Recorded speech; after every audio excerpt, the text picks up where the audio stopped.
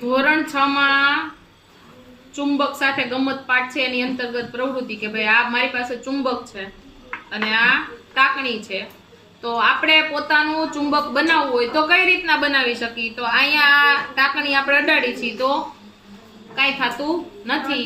હવે આ ચુંબકમાંથી તમારે ટાંકણી છે એને પણ ચુંબક બનાવવું હોય તો તમારે એક ચુંબક લેવાનું અને એક જ દિશામાં ઘસવાનું, પછી ઉપાડી લેવાનું.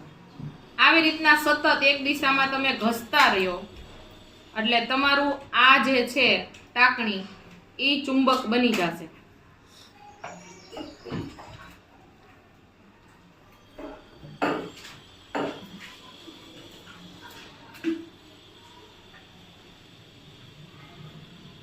જો